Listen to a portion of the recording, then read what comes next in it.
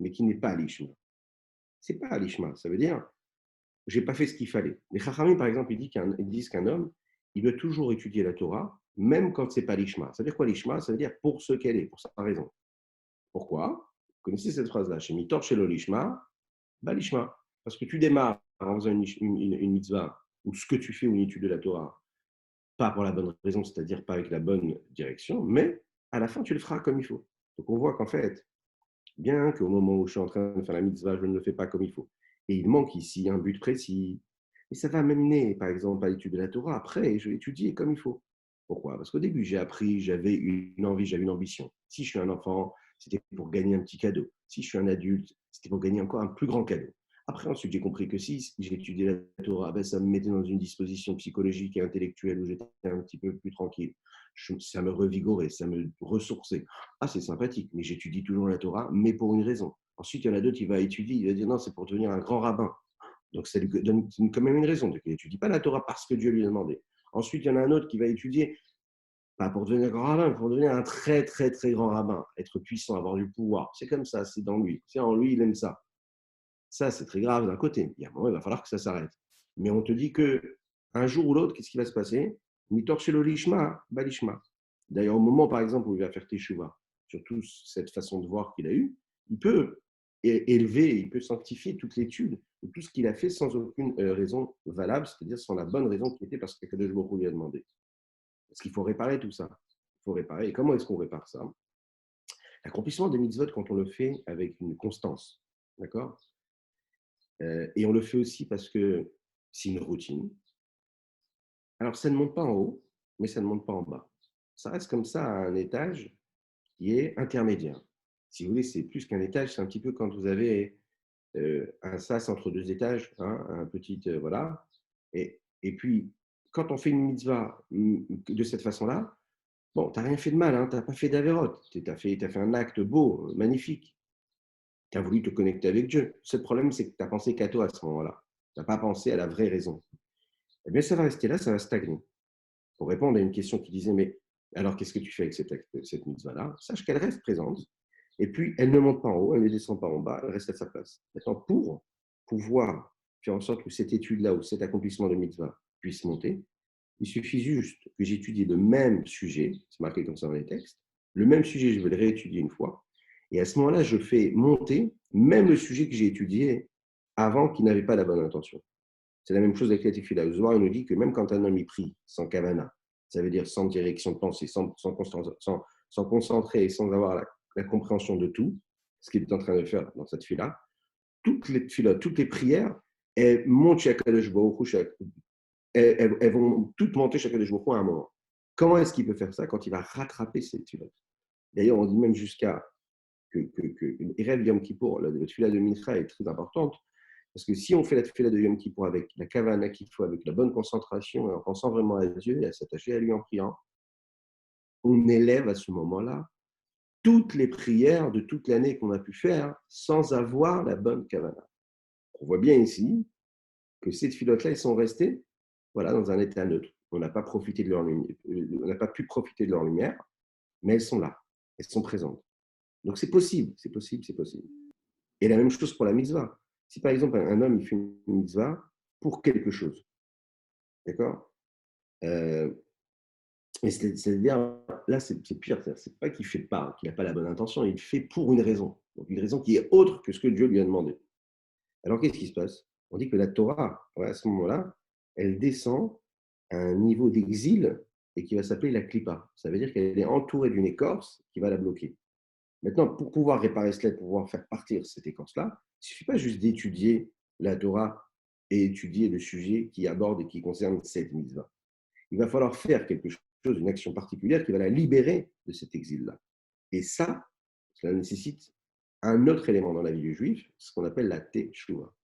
Si j'étudie la Torah sans avoir la bonne intention, et ensuite je l'étudie, le même passage et la bonne intention, j'élève tout ce que j'ai étudié. Par contre, quand je fais une mitzvah, si je ne l'ai pas fait avec la bonne intention, et encore je l'ai fait avec une mauvaise intention, c'est-à-dire pour une raison particulière, alors là, quand tu feras encore une fois l'action, ça ne suffira pas pour élever la première action, la première mitzvah. Il va falloir que tu fasses un effort. Et ça s'appelle comment ça? Ça s'appelle la teshuva. L'homme a besoin de faire teshuva sur ça. Il doit faire une teshuva sur ce qu'il a fait et qu'il ne fallait pas. Il a besoin de faire une teshuva sur le fait qu'il ait fait une mitzvah pour une raison particulière et pas pour Dieu. C'est un peu comme si on se détachait un petit peu du joug de la royauté céleste qui est sur nous. Et lorsqu'on fait teshuva, et dans la teshuva, on sait qu'il y a deux étapes. Il y a le regret et prendre des bonnes résolutions pour le futur. Donc à ce moment-là, qu'est-ce que je fais? Je la remonte et je la sanctifie encore une fois. D'accord? Et le Morazaken, il veut dire ici, chez Mitor, chez l'Olishma, Balishma. Qu'est-ce que ça veut dire? C'est-à-dire qu'à la fin, à force de faire les choses comme il faut et de faire la teshuva comme il faut, eh bien, Akadosh Baruch Hu, jamais il repoussera cet homme-là et toujours il le libérera et toujours il trouvera une solution pour l'aimer, le valoriser et puis sanctifier ce qu'il a fait. Donc on voit bien que de toute façon, ce qu'il faut savoir, c'est qu'il faut toujours étudier la Torah. Étudier la Torah, accompagner les autres, que ce soit l'Ishma ou que ce ne soit pas l'Ishma, que ce soit pour la bonne raison ou que ce ne soit pas pour la bonne raison. À ce moment-là, à un moment ou un autre, on va voir que la Torah et les mitzvot que toi tu as accomplies, elles vont se réaliser et elles vont s'élever. Voilà. On regarde un petit peu les mots si vous voulez. On va nous dire ici que quand la Torah elle descend dans cette écorce-là. Mais c'est temporaire. Donc, chez Osek, chez le Rishma Mamash, quand l'homme il a compris la mitzvah, les Shum Ezo, Pnia, Lichvot Atzmo, par exemple, il étudie la mitzvah pourquoi? Pour devenir un grand sage, avoir un grand chapeau rond, avoir une grande barbe blanche, ou pas. Et puis il a cette intention-là. Est-ce que ça va être considéré comme quelque chose de bien ou pas? Il cherche de la reconnaissance, en fait. Donc, il va. C'est Oui, que donc, ça. oui, mais le pouvoir pour être reconnu, parce que c'est toujours. C'est la plus grande médecine qu'on peut avoir. C'est être reconnu, être vu, être admiré. C'est vraiment ça. Tu as raison, parce que comme on sait qu'un homme, même quand il a ce qu'il faut, il cherche toujours le kavod.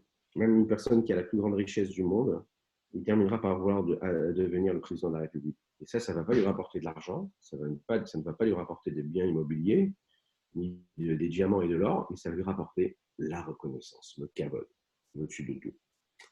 Donc, si vraiment le Talmid Chacham, il étudie pour devenir un Talmid Chacham, et pour avoir le kavod qu'un Talmid Chacham il a, eh bien là, il y a un problème. Donc, Azaï, qu'est-ce qui se passe? Alors, à ce moment-là, il y a une petite facette là, qui vient de la klipa, qui vient s'installer sur lui. Qui vient s'installer sur quoi? Sur s'habiller sur sa Torah. Et elle va le bloquer. La Torah, et la Torah, que lui, il a étudié de cette façon-là, cette Torah-là, elle est un niveau d'exil dans cette écorce-là. Attention, les fiches A, pour un instant précis, un instant donné. Jusqu'à ce qu'il fasse teshuva. Et cette teshuva, on sait qu'elle ramène la Géoula au monde. Quand on fait teshuva, on ramène la Géoula. Pourquoi? Parce que quand on retourne vers Akadosh Baruch, ou alors, même la Torah qu'on a étudiée, comment? En ayant cette clipa-là, c'est-à-dire avec cette écorce-là qui a bouché un petit peu, qui a interdit, qui n'a pas permis à cette Torah-là d'exister, de vivre et d'être réalisée comme il fallait, ben, Shavaïmo, elle va retourner vers lui. Ouais, elle va retourner parce que c'est comme ça. Prenez un enfant, par exemple. Quand vous prenez un enfant, vous lui enseignez la Torah. Et vous lui dites, tu sais, tu dois faire telle ou telle mitzvah. Alors au début, il y a différentes phases. Il y a même une phase, quand on démarre, on lui dit, voilà, regarde, si tu étudies, je te donne un bonbon. Tu apprends ça, quand il grandit un petit peu, un cadeau qui est un petit peu plus important. Je vais adapter le cadeau que je vais lui donner en fonction de l'intelligence et en fonction de la finesse que cet enfant a. Pourquoi? Mais parce que si je n'adapte pas et que je lui donne le cadeau que l'autre aime, que l'autre a, oui, ça ne va pas marcher. C'est-à-dire que j'ai besoin vraiment de trouver la chose qui lui correspond. On l'a dit juste avant, celui qui est riche, il ne se suffit pas de sa richesse, il cherche le kavod, l'honneur. Les hommes politiques, regardez les hommes politiques, c'est toujours comme ça. C'est des gens qui ont fait fortune, enfin pas tous. Il y a beaucoup de gens comme ça qui ont fait fortune, qui ont bien réussi dans la vie, ça ne leur suffit pas. Ils ont besoin de quoi? D'aller se casser la tête à devenir maire ou à devenir député ou à devenir président de la République quand il y arrive. Mais pourquoi? Qu'est-ce qui te pousse? Parce que l'homme cherche à exister lui-même. Maintenant, un enfant, est-ce qu'un enfant, vous pouvez lui dire, ah, donc toi, tu cherches à exister, et comme tu cherches à exister, alors, non, un enfant, il ne cherche pas à exister. Un enfant, il ne comprend pas les raisons des choses. Toi, quand maintenant tu vas lui donner un petit bonbon, une petite sucette, une récompense, tu vas susciter en lui une recherche d'énergie et de force qui va développer, qui vont lui permettre de faire ce qu'il a à faire. Il sera même capable parfois de faire des choses qui sont au-delà du possible, au-delà de toutes ses capacités. Pourquoi? Parce que tu as réussi à lui donner une petite carotte, un petit bonbon. Maintenant, quand il va grandir, d'accord, il va grandir, ça ne suffira pas. Donc, encore une fois, tu vas lui donner encore quelque chose qui fait appel à lui, en lui, à des forces plus grandes. Il y a deux choses qui sont importantes ici. Un, parce que déjà, je vais lui donner quelque chose, et que quand je vais lui donner quelque chose, je vais lui donner la possibilité justement de quoi? De réussir, à, à lui faire faire la chose. Maintenant, lui ne comprend pas les raisons. Mais il y a la profondeur de l'acte, vous savez, et souvent, dans la chassidut, même le rabbi disait souvent qu'il faut comme ça influencer les enfants en leur donnant des récompenses. Vraiment, faut pas se dire que quand un enfant c'est un enfant, je vais lui apprendre aussi qu'il doit faire les choses parce qu'on lui demande, et parce que c'est important, et parce que c'est Dieu qui demande, même si tu ne comprends pas la raison, etc. Ça ne marche pas comme ça. Parce que l'enfant, ce qu'on appelle, il a des kelim moatim, ils sont petits, il a des réceptacles qui sont petits. Ces outils à eux, ils sont petits. Donc tu peux lui raconter ce que tu veux sur l'importance, sur la présence de Dieu, sur tout ce que tu veux, ça ne marchera pas. Tu as besoin de faire quoi? Tu as besoin de lui donner ce qui lui parle, lui parler son langage. Et son langage à lui, avec sa petitesse d'esprit, c'est qu'il lui faut ça et ça. Maintenant, vous allez me dire, mais pourquoi tu nous parles des enfants? Alors oui, le rabbi, il a dit, Udaif Nissan, c'est le chino. En fait, parce qu'on est tous des enfants, en fait. On est tous des enfants. Si vous regardez bien, on agit comme ça. Nos mitzvot, on les fait comme ça. On les fait comme ça. Notre Torah, quand on étudie la Torah, on l'étudie comme ça. On a besoin de sentir vibrer en nous, on a besoin de vivre l'étude, on a besoin de comprendre comme il faut, etc., que ça fasse écho en nous. Et si ça ne fait pas assez écho en nous, alors on se dit, ben non, j'aime pas ça, je préfère ci. Oui, un homme, il doit toujours choisir les endroits qu'il aime. Mais pourquoi il doit choisir les endroits qu'il aime? Parce qu'après, ça lui fait étudier le reste. Mais l'adulte, là, c'est un enfant comme les autres, c'est-à-dire qu'il ressent la même chose. Il ressent qu'il a toujours besoin de trouver une raison à tout. Il a besoin de. Mais parce que nous aussi, on est des kélimouatines, on est réceptacles, ils sont petits.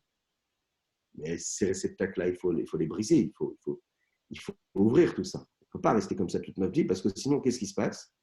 Comme cet enfant-là, on ne va pas comprendre ce qui se passe derrière. Et même lorsque l'on comprend ce qui se passe derrière, on se limite à nos propres limites.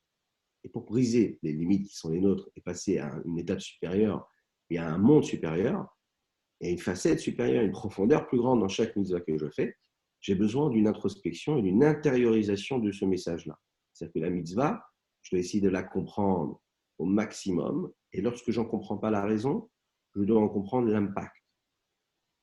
La chassidut, elle est importante, ou la Torah Tassot, ce qu'on appelle, est très importante, la Torah orale, elle me permet de comprendre ce qu'il y a derrière une mitzvah. Quelle est la véritable résonance qu'il y a dans une mitzvah? Quelles sont ses facettes? Lorsque je comprends quelles sont ses facettes, quand je fais la mitzvah, même si je ne comprends pas la raison de la mitzvah, c'est-à-dire pourquoi je la fais, pourquoi tel ou tel acte, mais que j'en comprends ses secrets, alors à ce moment-là, cette mitzvah que je fais, elle peut prendre une autre dimension en moi, elle a un autre écho. C'est un petit peu comme cet enfant-là. Au début, tu lui donnes ci ou tu lui donnes ça. Mais le but, ce n'est pas seulement de lui faire apprendre sa Mishnah ou de lui faire réviser son contrôle de maths. Le but, c'est que tu vas développer grâce à ça, cette étude-là, c'est ça qui doit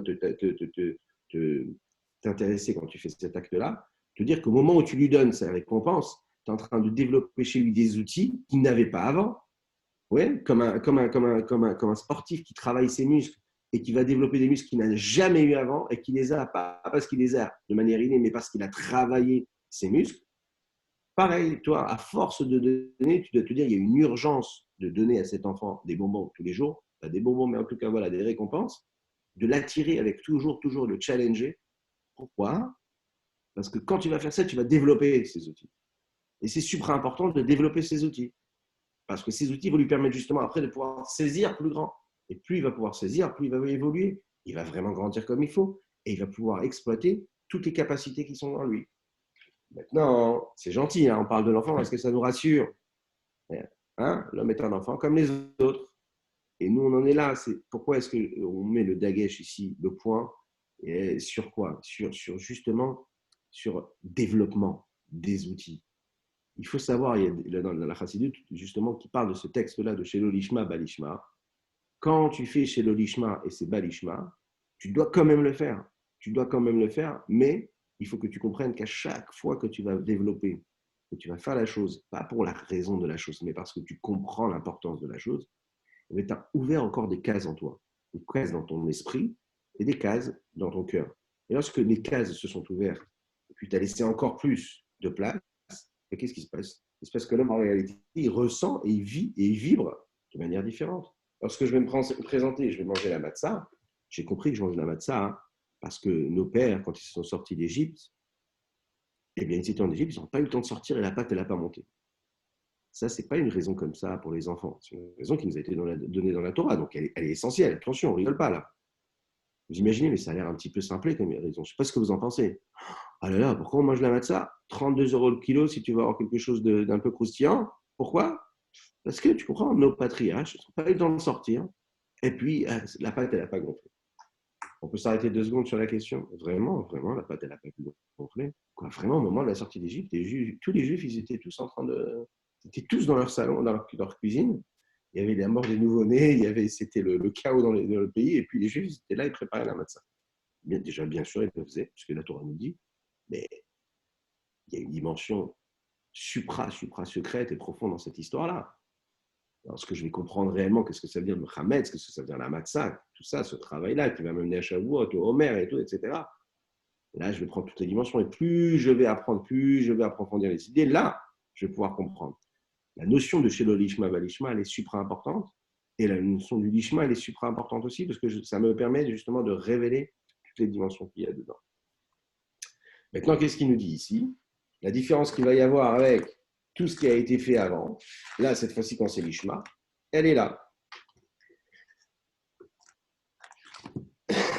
Dans le texte, qu'est-ce qu'il nous dit le texte ici?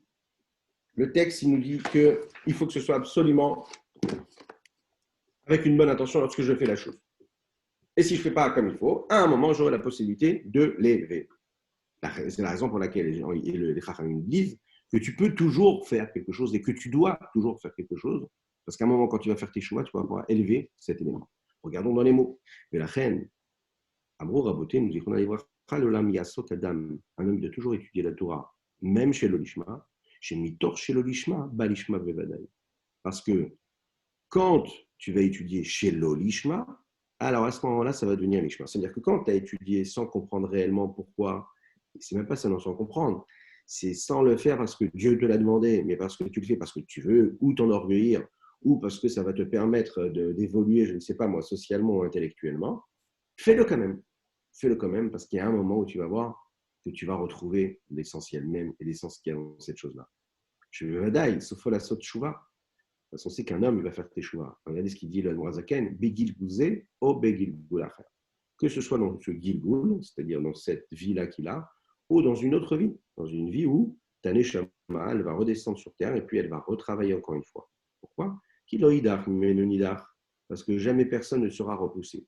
Vous voyez ce qu'il est en train de nous dire ici? Il nous dit que même si tu as l'impression que la Torah que tu as étudiée, ou les mitzvot que tu as accomplis, elles sont très, très, très, très loin de la bonne raison. Toi, tu l'as fait vraiment parce que c'était pour. Tu avais vraiment tes raisons personnelles, nobles ou moins nobles. Mais tu as agi de cette façon-là, sans te poser de questions. Et tu as fait les choses. Et tu étais persuadé, tu as bâti un empire sur cet orgueil-là personnel que tu as recherché. Et qui était basé sur quoi? Sur l'étude de la Torah, sur la mitzvah. Sache, on te dit, rassure-toi. Peut-être que tu t'es trompé, peut-être que tu n'as pas fait ce qu'il fallait. Mais sache qu'à un moment, dans ce Gilgul, c'est-à-dire dans ta vie ici même, si tu fais tes chouvas, tu vas pouvoir rattraper tout ça. Mais si tu ne le fais pas, il y aura un Gilgul. Ta Neshama va redescendre pour retravailler sur terre. Et quand elle va descendre pour travailler sur terre, pour faire tout ce qu'elle a fait et réparer tout ce qu'elle a réparé, là, elle va pouvoir faire monter toute ton étude de la Torah. Donc, qu'est-ce qui est rassurant ici? Ce qui est rassurant, c'est qu'en réalité, même si je ne fais pas tout ce qu'il faut maintenant, un jour ou l'autre, même si ma Neshama à moi maintenant, dans ma vie, elle n'est pas comme il faut, Chaz Shalom, quand elle va redescendre dans un Gilgul, elle fera le job. Et là, quand elle fera le job, vous savez ce qui va se passer?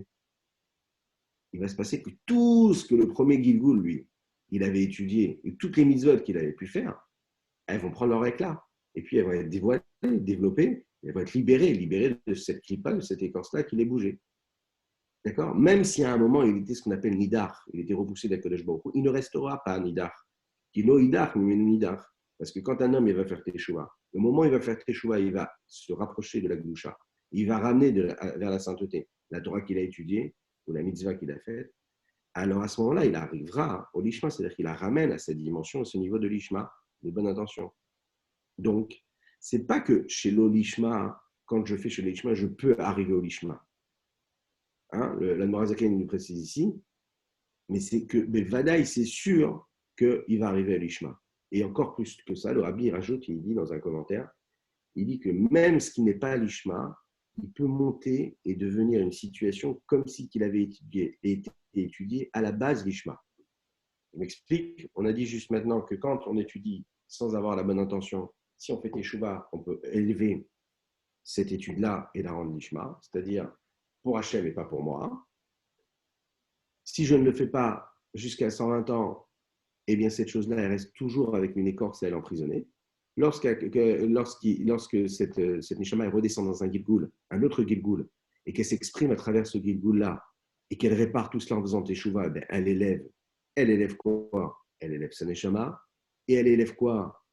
Également ce qui avait été fait chez l'olishma, sans la bonne intention. Mais là, il me dit quelque chose d'encore plus fort. Il me dit, sache que ça élève comme si que ça avait été fait à la base avec la bonne intention. Donc là, ce n'est même pas une réparation. Là, c'est on a la capacité de retourner en arrière, comme si l'action a été faite, encore une fois, avec les bonnes intentions. Donc la teshuva, ici, nous dit le rabbi, on reconnaît bien d'ailleurs le rabbi ici, c'est-à-dire, voilà, une personne qui fait teshuva, une personne qui à un moment donné a une prise de conscience et se dit, waouh, mais comment pendant 15 ans de ma vie, j'ai pu étudier, toujours avec la même envie et le même souhait, c'était de devenir ce que je suis devenu, un grand rabbin, ou je ne sais quoi, ou quelqu'un qui fait par exemple du chesed et que toute sa vie il a fait du chesed. Bien sûr qu'il a fait plein de chesed et toute sa vie en réalité c'était quoi? C'était avoir la renommée de quelqu'un qui fait du chesed, qui fait de la bonté, qui donne, qui est généreux. Alors lui, il a aidé des gens, mais son intention à lui, ouais, c'était lui de se faire plaisir à lui, de s'enorgueillir de tout ça. Alors quoi? Est-ce que les actes ne sont pas comptés? Bien sûr qu'ils sont comptés. Mais pour qu'il puisse atteindre vraiment ce niveau de chesed, ce niveau de bonté, et de se dire, voilà, j'ai fait ça parce qu'Hachem me le demande, et pas parce que moi, j'ai une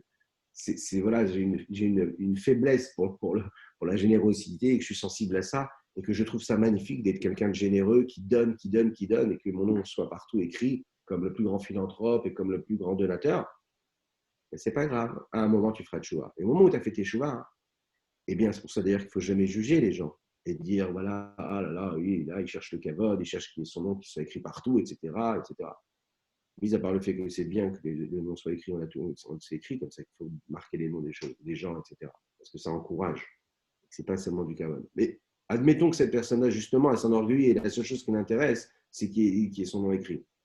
Quand elle va faire tes chouvas, ici, le rabbi nous dit, tout ce qu'il a fait à chaque fois qu'il a fait une mitzvah et qu'il y avait son nom sur une affiche, et que là, il était heureux, et qu'il était heureux pour la mauvaise raison, à ce moment-là, sache que c'est comme si, encore une fois, il avait fait l'action.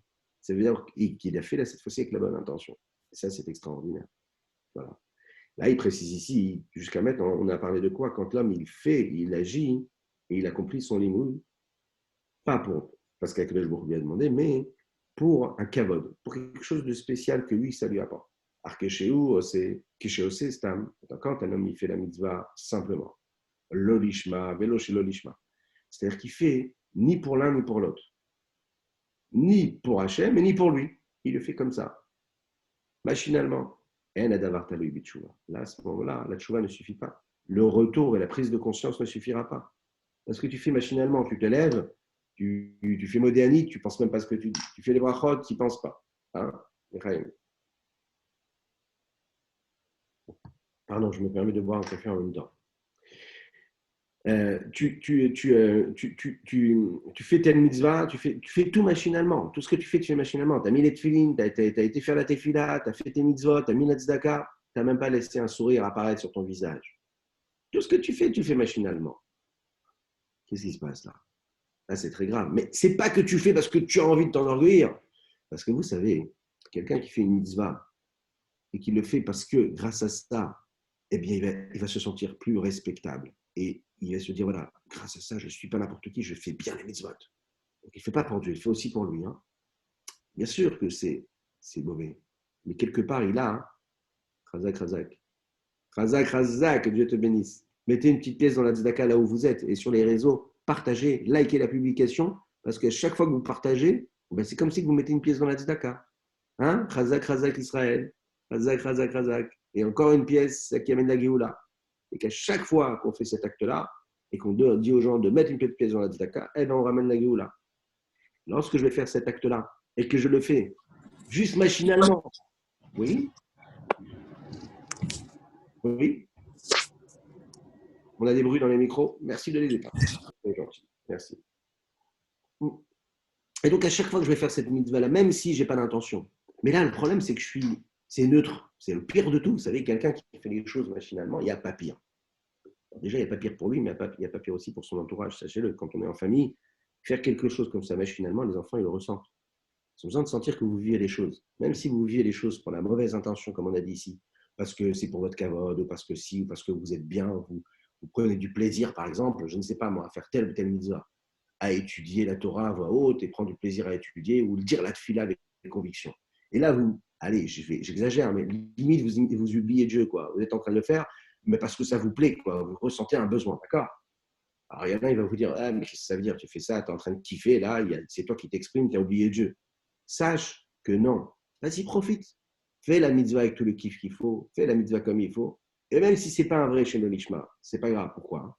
Sache que tes enfants ou ton épouse, ils vont voir comment tu vis la chose. Et s'ils voient comment tu vis la chose, ben, l'impact va être tellement grand que ta vie échange, que leur vie échange. Parce que eux, un enfant, une épouse, au moment où toi tu es en train de le faire, ils ne savent pas que tu fais chez le Lishma. Ils ne savent pas que quand tu t'es levé ce matin, tu n'as pas assez de force pour faire cette mitzvah-là juste parce que Dieu te la demande. Mais ils savent que quand ils te voient faire la mitzvah là, par contre, pas à l'inverse, pas machinalement, pas parce qu'il faut faire, je fais. Il n'y a pas pire, c'est la destruction totale. Tu fais, tu te forces, tu dis, ouais, je le fais parce que je vais prendre un plaisir intellectuel ou je ne sais quoi, moi. Et quand tu le fais avec cette force-là, la personne qui est autour, qu'est-ce qu'elle va voir? Elle va voir qu'on peut éprouver de l'amour quand on fait telle ou telle mitzvah. On peut éprouver de la joie lorsqu'on fait telle ou telle tefila. Et là, je me mets dans cette disposition-là, physique, hein, physiologique même. Et bien, qu'est-ce qui va se passer? Je vais passer un message. Je vais transmettre la joie, je vais transmettre la conviction, je vais transmettre qu'il y a de la valeur dans ce qu'on est en train de faire, que quand je fais telle ou telle mitzvah, il y a de la valeur. Alors là, je vais vous donner un petit tip également qui est écrit. Là, maintenant, on va faire Pessah. Et c'est important de comprendre une chose. Et surtout dans cet état-là. Lorsqu'on va arriver et qu'on doit faire tout ce qu'on doit faire, et les sdarim, et les téphilotes, et la préparation, et le ménager, ce que vous voulez, où est-ce qu'on va aller chercher les ressources pour vivre les choses à 1000% comme on devrait? Parce que sachez que si nous, notre entourage, si nous devons vivre les choses de cette façon-là, et que pour nous c'est difficile, il faut savoir que pour nos épouses, ou là aussi il y a des femmes qui écoutent pour les maris, c'est aussi compliqué, c'est encore plus compliqué. Et les enfants, vous n'imaginez même pas. Les enfants, eux, c'est encore pire, parce que toute cette situation, ils la subissent encore plus que nous.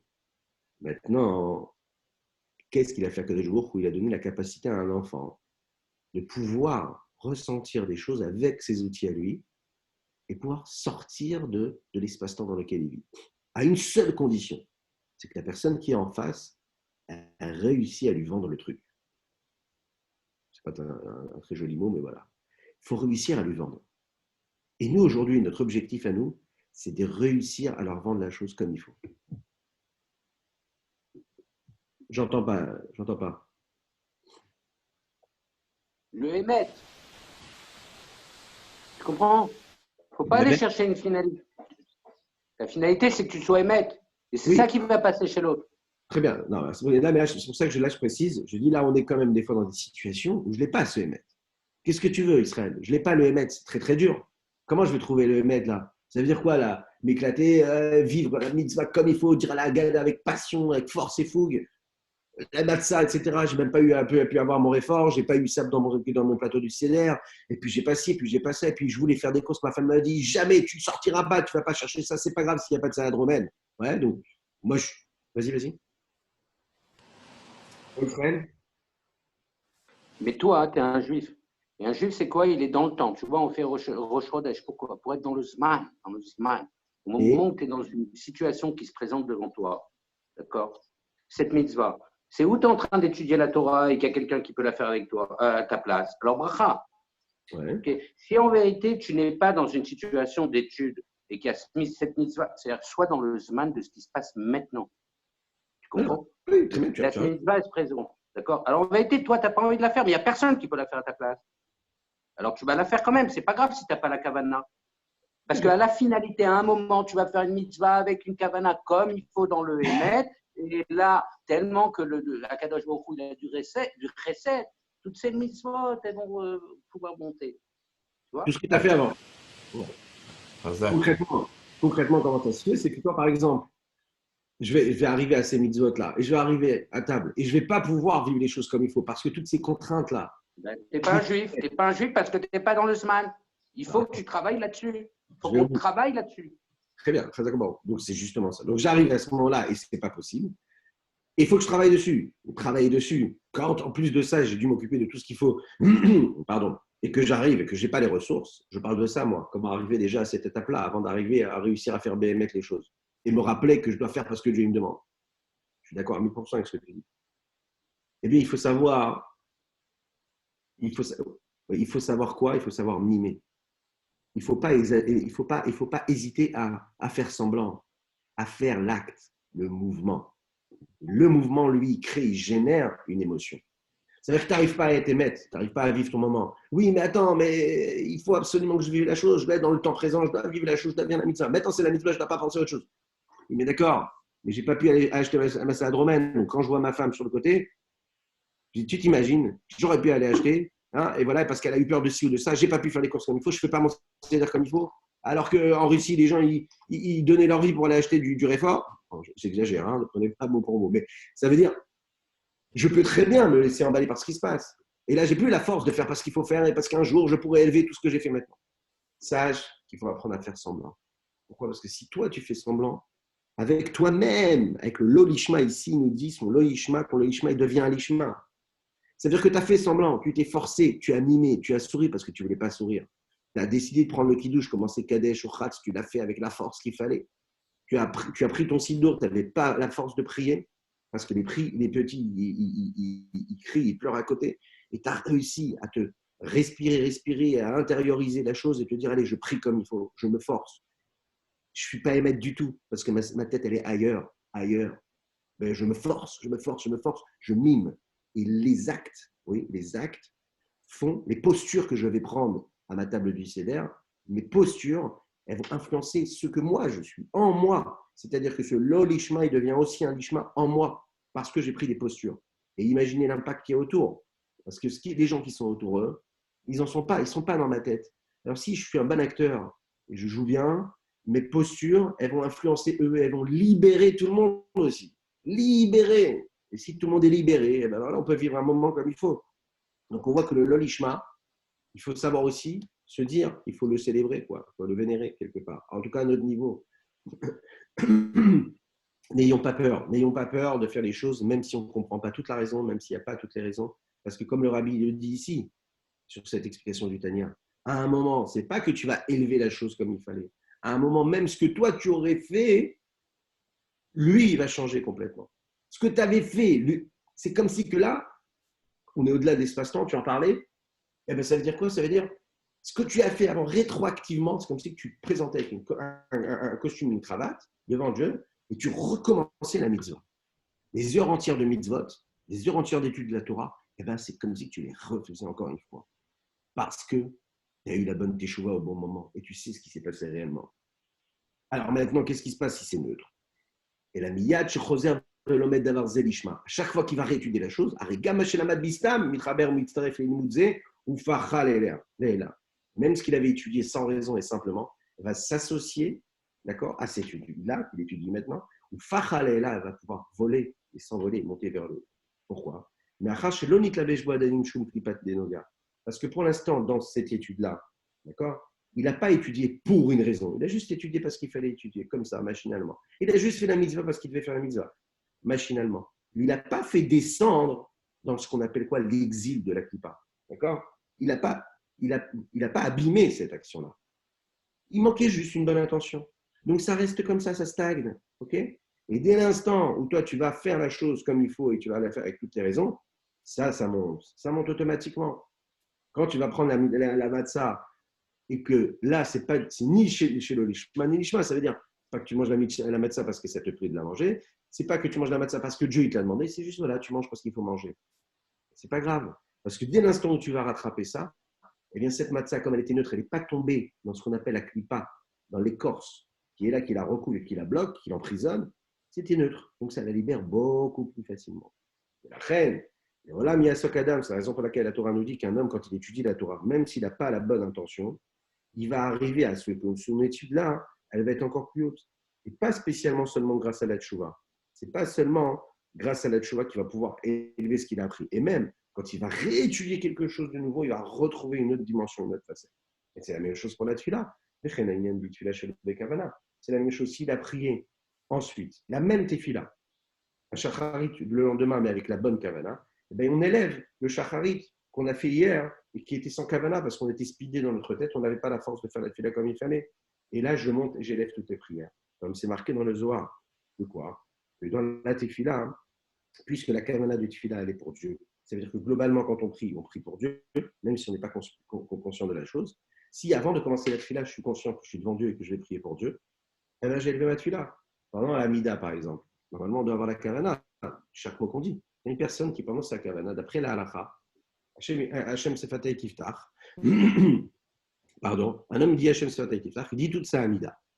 Il termine sa Amida, il lève la tête, il se dit waouh, la réunion s'est bien passée. Vraiment, tout le monde est arrivé à l'heure, et puis j'ai réussi à vendre mon produit. Je suis sûr que je vais avoir le contrat. Il termine l'Amida, il se rend compte qu'en fait, il n'a pensé à aucun moment à chaque mot. Mais pire que ça, il n'a même pas pensé à Dieu. Ça peut nous arriver. Ouais. Ben d'après la cette Amida, elle n'est pas comptabilisée, tu dois refaire une Amida. Parce qu'à aucun moment, tu as pensé à Dieu. Maintenant, la même personne, elle fait la Amida, elle ne pense pas du tout à ce qu'elle est en train de dire. Mais à un moment, pendant la Hamida, elle pense à Dieu. Elle se dit, je suis devant Dieu et je prie à Kadosh Baruch Hu. D'accord? Dès l'instant où tu es conscient que tu es devant Kadosh Baruch Hu, ta tefila, elle passe. Parce que tu as une posture globale, générale, qui impacte tout le reste de la tefila. C'est-à-dire que tu sais que tu es devant Dieu. Et ça, déjà, c'est déjà pas mal. Ça ne veut pas dire qu'il faut se suffire de ça. Mais pourquoi? Parce qu'en réalité, comme au moment où tu as prié, tu dis, je suis devant Dieu, ça va suffire. Pourquoi? Parce que cette tefila, tu l'as mis comme dans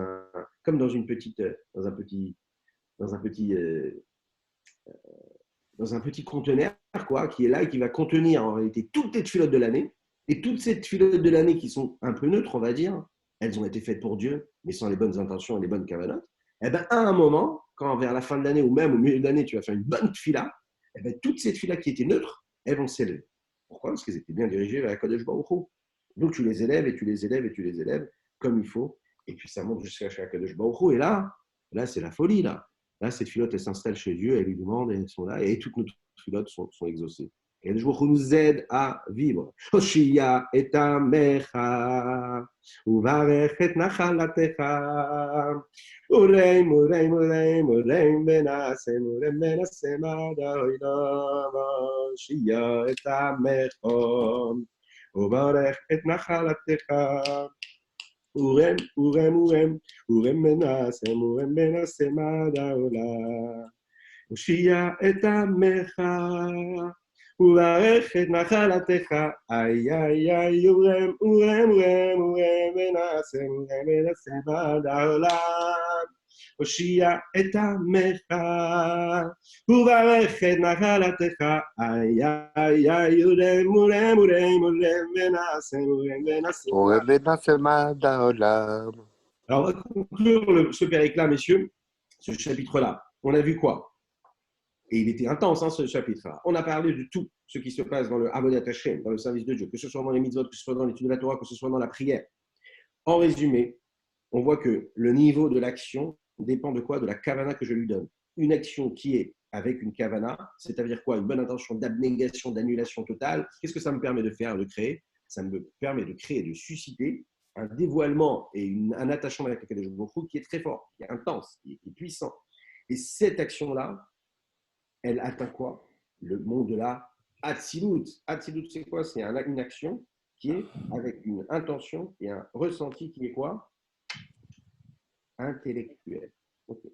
Ensuite, on a quoi? On a le monde de Bria. C'est une action qui est faite avec une bonne kavana, mais avec un sentiment naturel.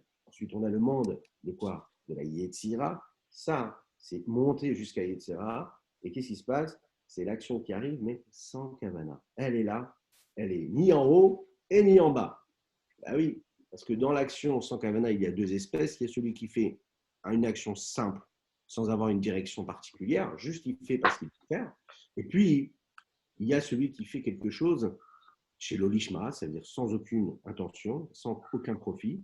Et là, le problème, c'est ce qui se passe, c'est que ça peut descendre et s'exiler. Et quand ça s'exile, ça devient compliqué. Mais j'aurai quand même la possibilité de l'élever aussi. Alors, comment ça peut me parler ça? On raconte une histoire. Hein. Il y a un juif un jour s'est présenté devant le rabbi. Parti voir le rabbi. Et qu'est-ce qu'il lui a dit au rabbi? Il lui a dit, j'aimerais savoir comment devenir chassid. Waouh! Alors, vous l'avez regardé comme ça, il lui a dit, il y a trois solutions, de trois manières. Un, tu dois étudier la chassidoute. Deux, tu dois te comporter comme la chassidoute le demande. Ok. Trois, il faut que tu te présentes et que tu vives avec des chassidim.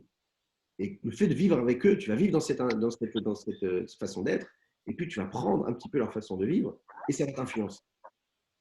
Ok, ce qu'on a appris un petit peu ici, dans ce qu'on a dit ici, nous montre que ce qu'il faut comprendre, c'est que apprendre le Shulchan Aruch, c'est nécessaire, c'est primordial. Apprendre le code de vie, le code, c'est-à-dire comment faire la tefila, comment est-ce que j'ai le droit de faire telle ou telle bénédiction avant telle ou telle bénédiction. Si j'ai oublié telle bénédiction, comment est-ce que je dois faire? Est-ce que j'ai le droit de parler à ce moment de la tefila? Est-ce que j'ai le droit de penser à quelque chose à ce moment de la tefila? Comment je fais? Il y a des halachot, orachaim, les premières parties du Shulchan Aruch, qui nous donnent vraiment tous les détails. Ça, c'est la base. Mais il faut savoir que le Shulchan Aruch, il a été donné bien avant la chassidoute, bien avant. Et qu'on peut bien sûr accomplir la Torah et les mitzvot sans la chassidoute, sans apprendre et comprendre le sens caché de toutes les mitzvot.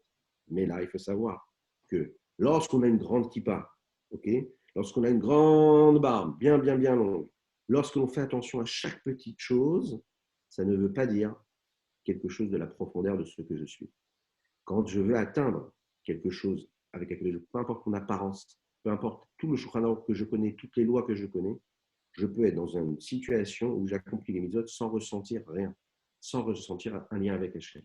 Je fais tout machinalement, même quand j'ai appris toutes les lois qui concernent la tefila. Je l'ai fait parce qu'on m'a appris, depuis que je suis petit, on m'a appris, ou bien parce que j'ai un intérêt, celui-là ou un autre.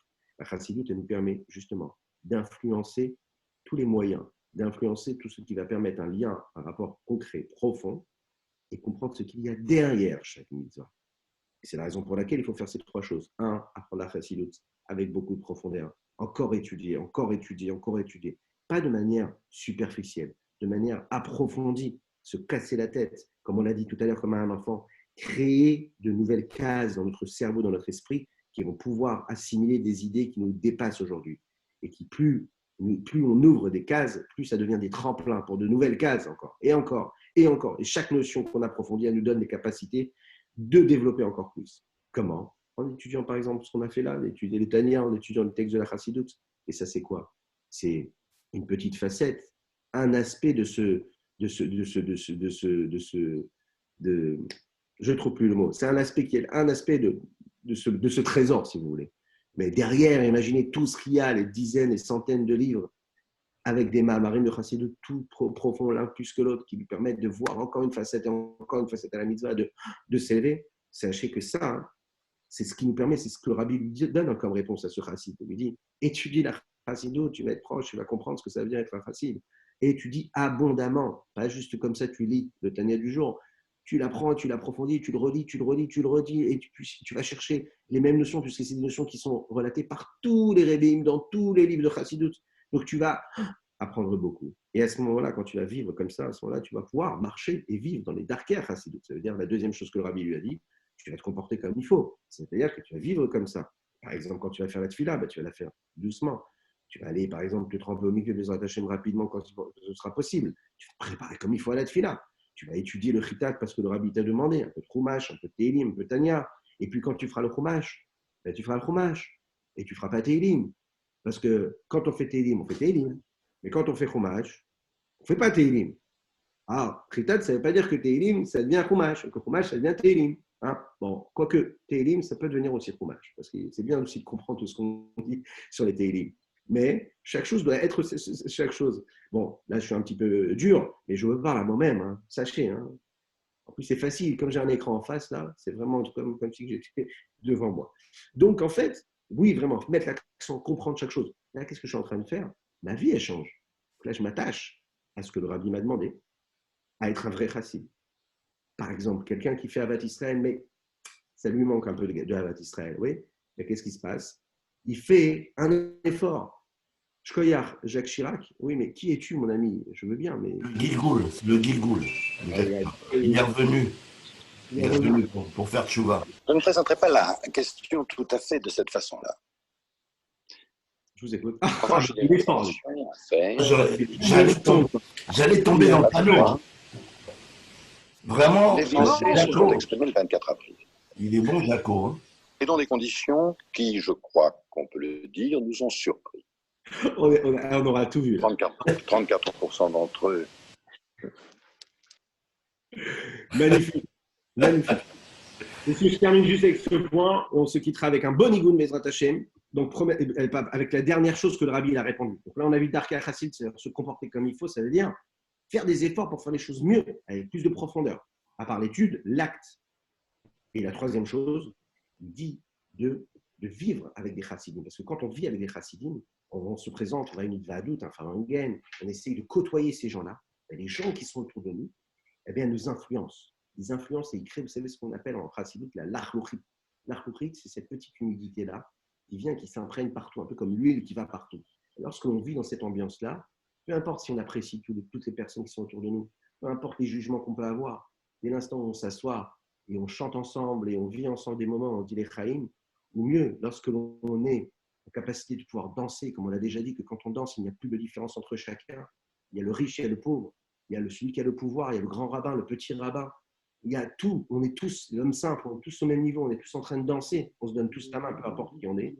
Sachez que si on est capable de faire ça aussi, nous, à la maison, de se dire, quand on va, et les enfants ils vont se réveiller, ou même pendant le CDR, brisez les chaînes et les limites, prenez-vous par la main, dansez, et là vous verrez qu'il n'y aura plus rien. Juste faites ça, juste 2 secondes. Même si chacun il est dans son petit monde, dans ses énervements, on commence avec une danse, on se prend tous par la main, on danse. Et après on commence le CDR. Si on est seul, eh ben on danse tout seul.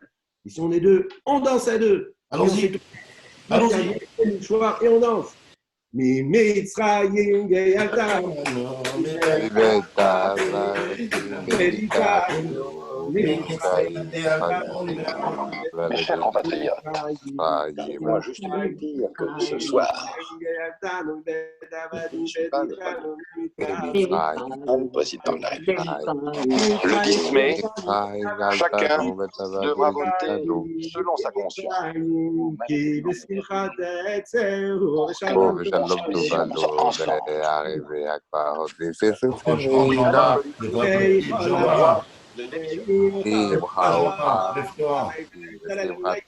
Être la démission de mon gouvernement, mon président de la République. Je crois qu'un homme politique ne doit pas lâcher ça. Eh bien, je voudrais dire au Premier ministre et à M. Mitterrand qu'on ne construit pas la grandeur de la France avec de l'eau tiède. Bonne journée. Là, il amène de la simcha, Baruch Hashem. Au top, Chirac. Au top. Toda Rabba, Yom Tov. Avec plaisir, Papi. Ok, les enfants, merci beaucoup. Et soyez présents tous les jours parce que Gégé, c'est notre oxygène. Ouais, ouais. pourquoi il n'y a pas eu cours hier soir? Hier soir, le cours de qui? 14. Ah, il n'y a pas eu parce qu'il y a quelqu'un qui était fatigué, qui n'a pas pu donner. Mais tu regardes la grille des cours aujourd'hui, elle est assez complète. Non, Moshe 14, pourquoi hier soir il n'y a pas eu? Ah non, il avait à faire, Et aujourd'hui, il y a? Bah ouais. Bah, on regarde la grille sur le groupe. Je ne parle pas comme ça, je suis à la barre. Mais fais dodo, bonne nuit.